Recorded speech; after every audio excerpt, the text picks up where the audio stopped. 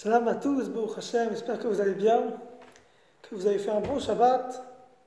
On va essayer de dire un point important sur la paracha qu'on a lu cette semaine, la paracha de Toldot. Cette paracha, il y a un point très intéressant.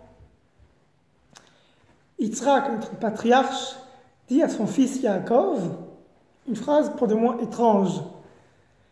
Il lui dit, c'est écrit dans les Passouk, Yaakov et Yitzhak se sont rencontrés, et Yitzhak dit Akol kol Yaakov, vaidehem yede Esav. La voix, c'est la voix de Yaakov, et les mains, c'est les mains d'Esav.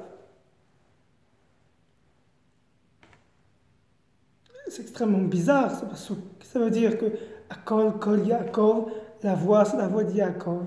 AIDM et les mains, Yede Esav, c'est les mains d'Esav. C'est extrêmement intriguant. Rabbi Nachman, il donne un commentaire nifla que le Rav Avraham Yifrach Shlita nous a transmis, qui explique ce pasuk.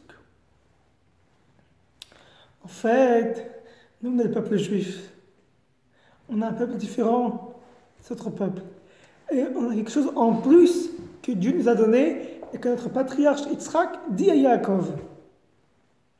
Il fait émerger cette notion qui est quoi? Qui est que nous, on est la voix.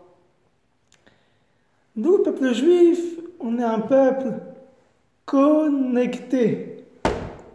Connecté avec Hachem, connecté avec la santé, connecté avec tout. Et on a ce pouvoir de tout connecter avec l'infini, de tout connecter avec Hachem. Comment? En parlant, en s'exprimant avec notre bouche, en disant des mots de Teilim, comme David Amelech, des chants, l'expression de notre âme, à Dieu, n'importe quoi, de n'importe quelle situation. Alors on connecte ce qu'on fait avec Hachem. Et c'est ça notre force à nous. C'est Akol, Kol, Yaakov, nous la voix. Et avec ça, on peut tout brancher et tout, rien qu'en parlant.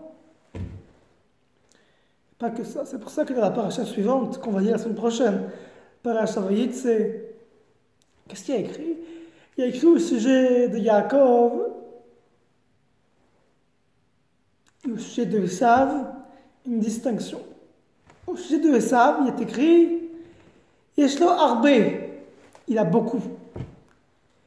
Et au sujet de Yaakov, qu'est-ce qu'il est écrit?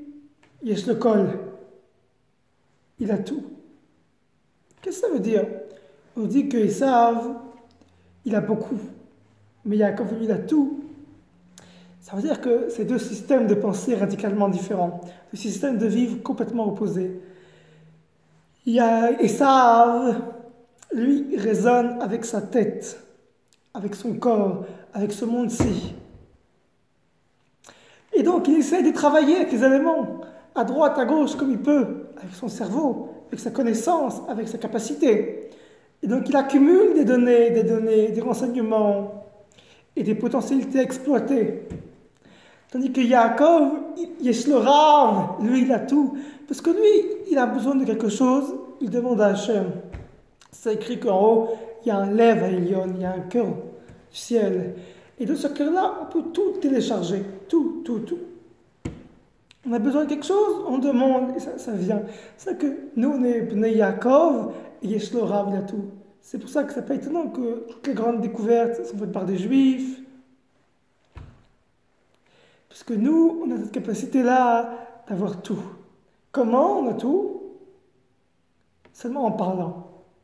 Pas en faisant, pas en accumulant. Rien qu'en se connectant.